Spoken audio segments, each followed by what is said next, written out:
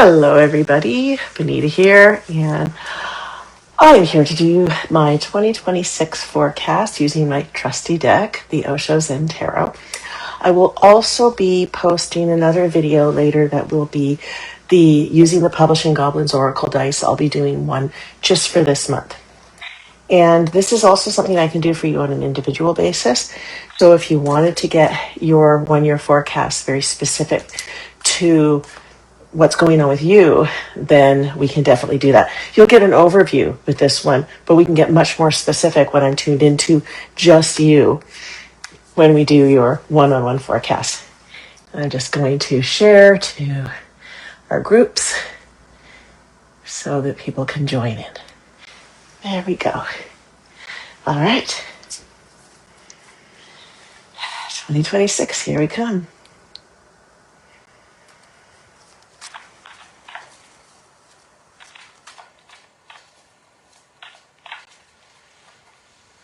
All right, let's see what we get.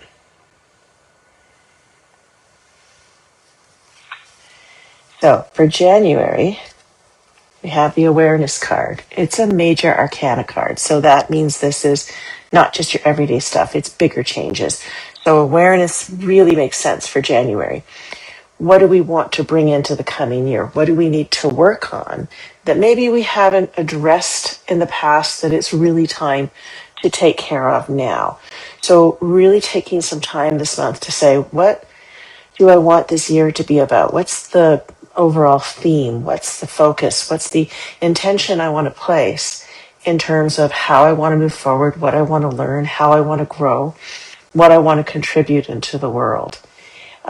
Take this time to sort of plant that seed, because when you place intention, it gives you a yardstick to measure everything over the coming year around that.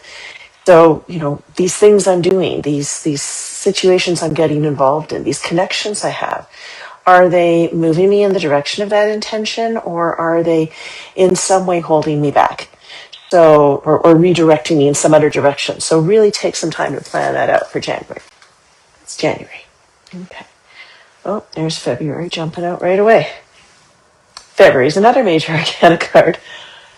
Beyond awareness. I'm really loving this because it's got a rhythm to it. This is about wake-up calls. This is about looking at things as they really are. So when we place intention, like we do in January, that triggers the universe to not only bring us the people, resources, and opportunities to fulfill that intention, it will also bring up any internal patterns that are getting in the way of doing so that need to be brought to consciousness. It'll point out any external situations that are no longer a match. It will even remove obstacles. So, for example, many years ago, I placed the intention to have a comfortable, affluent life doing the work I love. And at the time, I was both a yoga teacher as well as doing my work that I've been doing for 44 years in psychic development and, giving readings and spiritual coaching and such.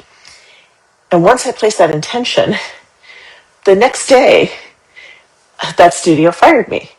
And, and it was a strange thing. I was a popular teacher, but it was like the universe was saying, you're spending way too much time there for way too little income. This is not sustainable. It's time for you to go. And as soon as that dropped away, my main profession as a psychic coach soared, because now there was the energy and the focus for it. So if you place intention in January and something gets disrupted and you find that that's taken away, try to see it not as a loss, but as the universe clearing space to help you fulfill the intention you placed in January. So that's what we have for February. All right, let's see what we get for March. Okay, interestingly enough, March is about intensity. Again, about intention. In a traditional deck, this is the Chariot card. So it's saying, you're going to place a certain intention in January. You're going to get some realizations around that in February. And then in March, you're going to refine your intention. So say, for example, you placed an intention around something in January, and in February you found out, oh, that person who I thought would support that intention or that situation, it's not going to work.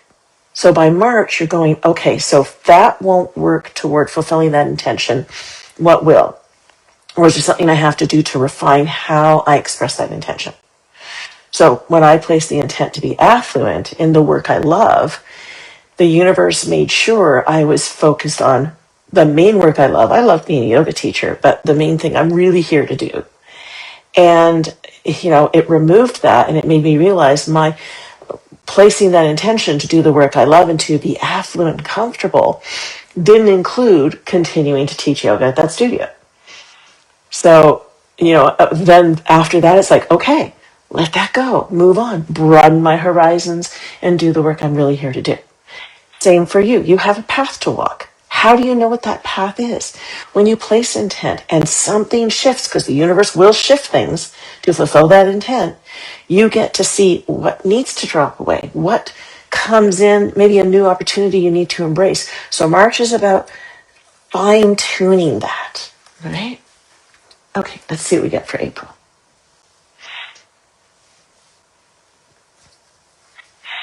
April is the friendliness card. This is about relationship. So now that you have fine-tuned your intention in April, it's really looking at the relationship component of that intent. For example, if your intent involves some kind of work that you're doing, is there a coworker or a partner or another organization with whom you're supposed to collaborate? Or is it a case of being willing to feel supported by somebody else and what they want to offer? And if it's a personal relationship, now that I've done this work, now that I've got that clarity about intention, can I focus more energy on developing those personal relationships? That's what we have for April. And I see you guys are leaving comments. I love you for that. Right now, I am just doing the 12 card spread for the year. I will do some personal readings after that. So I will come back to your comments. Please leave them if you would like me to pull a card for you for January. I'm happy to do it as soon as I finish our spread. Okay, looking for May. How is May showing up? Okay, everything wants to hang out in this end of the spectrum. May is interesting. May is about suppression. At that time, it's looking at in what way am I holding myself back or allowing other people or circumstances to hold me back. So you can see this year there's a lot of internal to external, a lot of if I want something out here to change, what do I need to recognize about myself that is either supporting that change or interfering with it, and what needs to change externally to move things along. So in May, the suppression card is, are you playing small? Do you have problem setting boundaries? Are you wasting money, time on things that are not moving you in the direction? And I'm not talking about taking time to nurture yourself or do some fun things, but really looking at what am I doing and is it moving me in the direction of that intention? Because when we place intention, and I think it's really important for all of us to realize this, the spiritual work's not always easy to do. It can be really hard because it's not about, hey, universe, I want this now. I'm waiting. it's the universe is going to point out what work you have to do for that to be fulfilled. If you want that comfortable, say in my case, right, that comfortable, affluent life doing what you love, you have to make some hard choices. You have to maybe let go of something that you were enjoying but is no longer on your path. Or you have to maybe make a big move or change what you do, or change how you interact with people, which means, again, big internal change. So in other words, it's saying, you really have to do the work. You can't ask for something and have the universe put an opportunity in front of you and going, okay, just do the work for me. You have to do the work. I can tell you from experience, if you do the work, it's extremely rewarding. I certainly wouldn't have the life I have now. Wonderful husband, wonderful home, adventure, living in a beautiful place, doing the work I love, getting to spend time with you and support you in your process, had I not been doing this work for, decades. And it doesn't mean you have to do the work for decades to see change, but to keep growing, you have to keep doing the work. Once you land in a situation that's working for you, the work continues. It gets subtler because the more of the inner work you do, the less the universe has to put chaos out here. So you have to look more and more at your inner chaos and do that work. All right.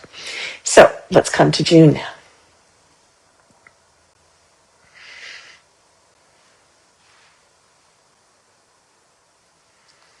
Okay. For June, we have the Patience card. So it's saying that once you hit that point in May of, oh, here's how I've been holding myself back. Here's where I need to make changes. Don't be harsh with yourself. Don't say, it's all going to change this month. It's not. It's a spiral path. We work on layer after layer of the same issues. So gentle with yourself, patient. Just what change can I make today? What's the thing I can do in this moment that is going to start to address the things that I know I need to work on in this life? We can really overwhelm ourselves and say, oh, there's so much work to do, and oh, how am I ever going to do it all? Instead of just saying, I'm just going to work with what's in front of me right now. I'm just going to face this thing. Okay, so that is our January to June. Let's see what July brings.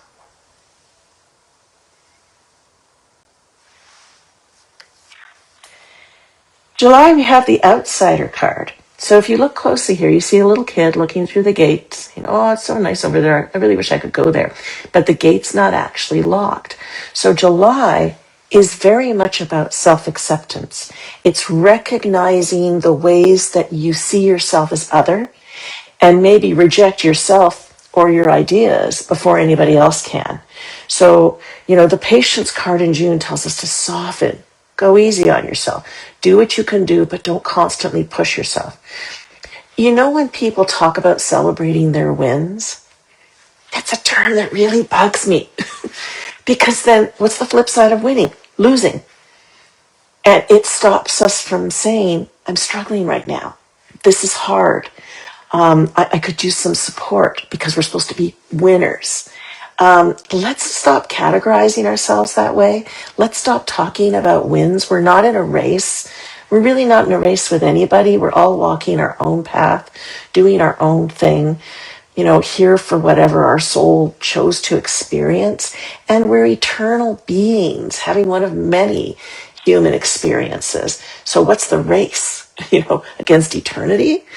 So instead, think of it as if I were teaching 3-year-old me, how to do something he'd never done before, like tie his shoelaces, right? Would I get angry at him? Or would I be loving, supportive, gentle, patient? Encourage him when he's doing something well. Encourage him when he's not. Think, you'll get this. Don't worry, you'll get this. That sounds to me like such a much kinder way to talk to ourselves than to categorize ourselves for wins, because you're not always going to feel like you're winning. And wouldn't it be great if you could just not use that concept at all? There's no winners. There's no losers. They're just, as Ram Dass put it, we're just all walking each other home. We're doing this together. So that's the thing. Don't isolate yourself. Don't pull yourself back away from connection by deciding you somehow aren't enough. That's July. August. And just for you who are just coming in, I will pull individual cards after this. I'm just going to finish the reading first, and then I will come back and scroll through the comments. So if you do want me to pull a card, please feel free to leave a little message in the comments. All right, looking at August.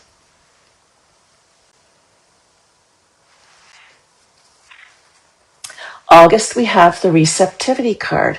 Again, I'm really liking the softness of what's coming up this year. Receptivity is openness. Openness, by the way, is not passivity. It's not waiting for the universe to make our life happen. It's being open to new opportunities. For example, you meet the love of your life. You meet this amazing person. And at that moment, you have a choice, because to choose to be with them isn't just, wow, I'm going to get all the love and appreciation and care that I've always wanted my whole life. It means you have to step up. You have to show up. You can't hide behind walls. You have to be vulnerable. You have to be open. You have to be willing to give everything you are and everything you have to that person without holding anything back. Because that's the only way real love works. Both people are giving fully of themselves with no walls up. So you could be receptive to that person coming into your life, but then you have to be doing the work to be able to offer everything into that space as well. Same as you're looking for the job of your dreams. Are you doing the inner work that when it shows up, you have the confidence to take it? So often we go, oh, I'm so sorry. We apologize for our existence. We have all these ways that we discount ourselves and actually don't take the opportunities the universe is trying to give us.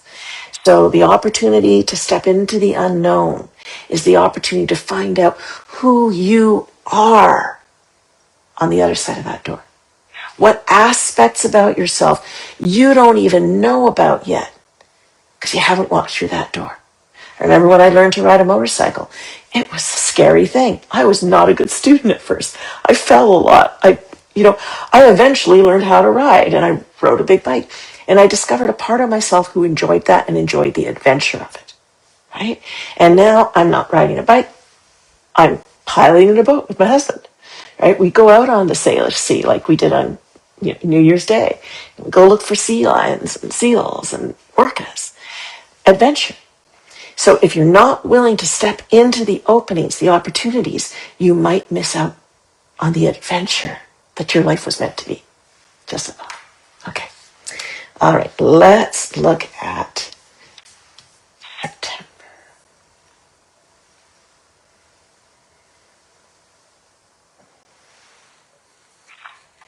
Okay. So this happens a lot. Any of you who have readings with me, you know this. I will say what I'm getting, and then the next card says what I just said. It's the adventure card. And the message with this card is, here's this little girl who's wandering off into the woods. She doesn't know what's there. She just sees some pretty lights through the trees, but she's going. She wants the adventure. You have to be willing to step into the unknown without knowing how all the pieces fit. And just so you guys know, I will pull cards afterwards as soon as I'm done this. So patience, hang in there. Stay with me. She doesn't know how all the pieces fit. She doesn't have the full itinerary, right? She's willing to go find out. Her curiosity is stronger than her fear of the unknown. So, in September, can you be curious about your life? Can you be open to exploring things you've never explored before? I always say there's two kinds of people in the world. Those who are truly alive and those who are just trying not to die. Which one do you want to be? So if you are truly alive, then you're going to say, I'm going to step into the unknown. I'm going to try new things. And if I don't succeed, I'm going to try again, or I'm going to try in a different way, because it's a learning process, which is why, again, my pet peeve being, let's talk about our wins. Sometimes there's a whole lot of non-wins before the win. Isn't it okay just to be saying, I'm learning, I'm growing? Every time I try something, I'm learning something new. It reminds me of the product Cold FX, which is a great Canadian product. It almost didn't come into existence because the company that was developing it ran out of funding, and the CEOs went to the researchers and said, sorry, we have to close this down. And this young 28-year-old Chinese woman who was one of the researchers said, well, I really think what we're doing is interesting, and I really like the people I'm working with. Can I go see if I can get the funding? And they're like, sure. So off she goes, and she makes a whole bunch of presentations to different investors, and she finally gets all the funding. And in an interview, somebody said to her, well, how did you feel about all of those rejections before you finally got the investment money you needed. And she said, I don't understand the question. I'm a researcher. I was still learning how to do presentations. So when we got the money, I was surprised because I was still learning how to do these presentations. I didn't feel I had fully mastered that yet. So if we can look at life as an experiment, we're going to try things. We're going to get feedback from the things we try. We're going to learn from that and refine that and move more and more in something that's in alignment with the path our soul chose. So if we aren't beating ourselves up, if we fall on our knees, get scratched, if instead we're going, what did I learn from that? How do I apply that going forward? We just keep growing, because when we beat ourselves up for what we perceive as a mistake, and this is a really important point I want to make today, we suppress the parts of us buried in the subconscious that are trying to come to consciousness, the parts that are stuck in fear and shame and grief and anger from early childhood that are trying to become conscious and become part of the whole and move upward into that higher realization we're all here for. Because aren't we all here to wake up as much as we can in this life? So when we beat ourselves up, we're playing whack-a-mole with those parts. And why should they trust us to come up again and reveal themselves? So they'll have to work now on trusting us because we betrayed that trust. And we've all done it. We've been trained to do that in our society. You know, people say, oh, I've done inner child work. But how often is our inner child work, this part coming up just going, here's the fear I've held for you your whole life, or the anger, the fear, the grief, the shame. And we go, oh my God, could you just leave the room till you can put a smile on your face? That's how we treat our inner children. So if we learn instead to see them as valuable parts of us, when people say, I want to get rid of this, don't try to get rid of any parts of yourself. Every aspect of you is necessary to your journey.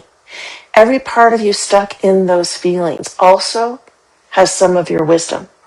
And when brought to consciousness, when supported to come to consciousness, they'll make up their own minds, but when they're lovingly supported to come to consciousness from where they are without us trying to bully them into being a certain way, they're also going to be part of our guidance system. They're also going to be the ones that go, that's a good idea.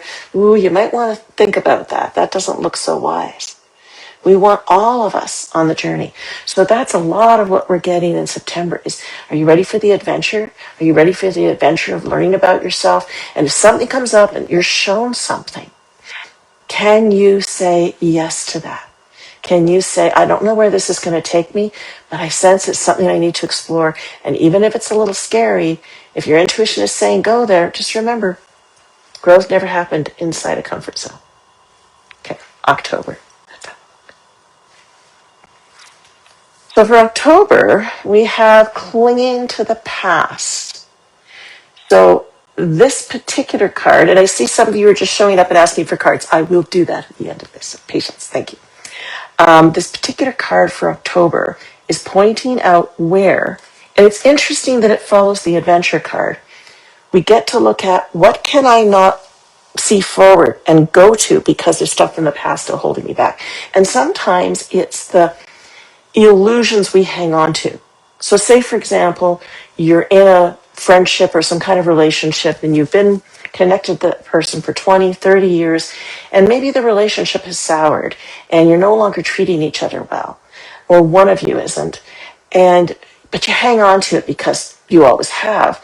So energy is going to that interaction that might not be working for you anymore.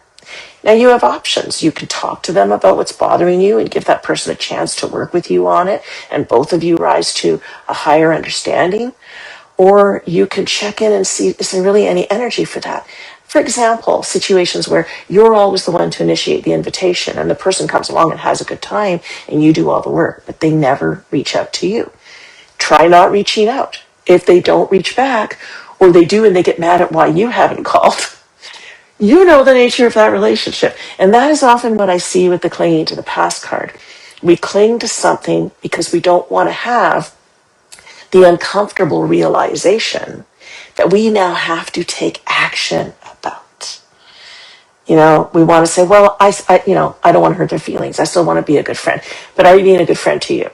So my sense with October, a time of, now it's time to establish those inner resources of looking at, where am I spending my time, my energy, my money?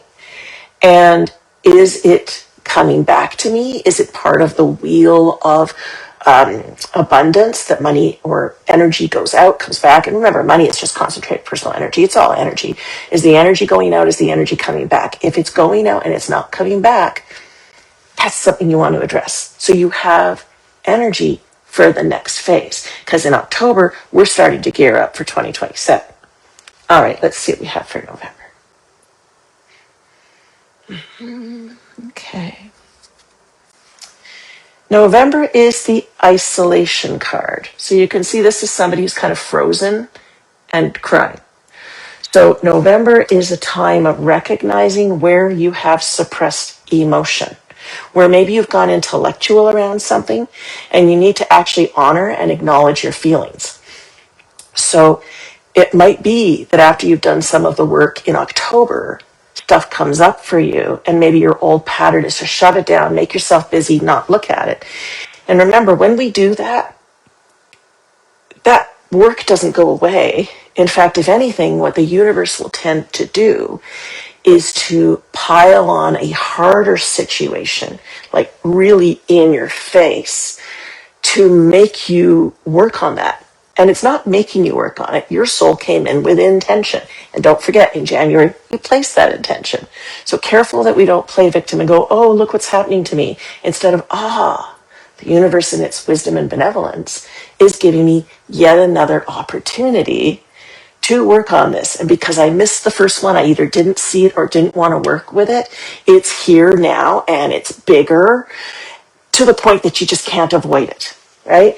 And some of these things are hard. On my healing journey, I spent 6 months on a medication that didn't work for me, and I ended up in a lot of pain. And I was really resistant to using a particular medication that's more powerful with potential side effects. And I just finally got to the point where I had too much pain, and it was a real struggle. And now I'm on that, and it's so far so good. It's working great. So sometimes, we can really be resistant to something that might actually work in our favor if we entertain it, if we're open to it, and we can move past our fears and preconceptions to get there. So pay attention to that in November. You want to really be looking at the things that shake you up and working with them in the way they're showing up, so they don't have to show up bigger. Okay, December. Mountains jumping in.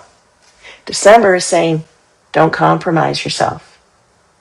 So, if you look at it as October, you're dealing with any changes that you need to make to address things from the past that you just haven't been addressing, that block you from seeing things as they really are, right? November, you're dealing with the emotions of that. And come December, because you've been processing those emotions, now you have an opportunity to be really clear. Where have I been compromising myself? Where have I been saying yes when I mean no?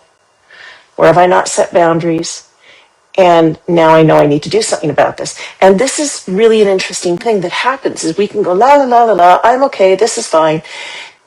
And then some point we realize, well, no, this isn't fine. And we either suppress it again and try, the rationalization, well, I'm okay with this because, that's when we go intellectual instead of emotional. We try to tell ourselves we're okay with something, or maybe we say, well, if I was a good friend or a good mother or a good wife or a good daughter or husband, father, all the titles we carry, I would do this, which is shoulding yourself, which is not what is my intuition telling me I need to do in this situation. Because remember, this is all about us stepping into the fullness of walking our soul's path, which means the authority for that comes from within, not from the people around us with their expectations. Sometimes we have to break those contracts.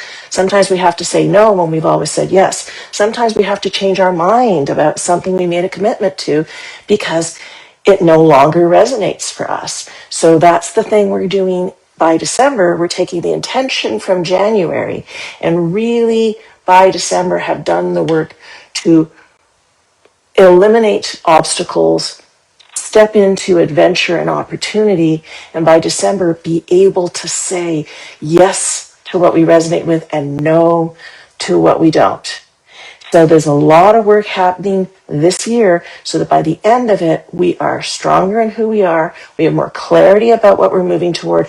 And, if we do the work, our energy, our emotions, everything is more refined into an alignment with that intention we placed. And don't just place an intention like that. Check in.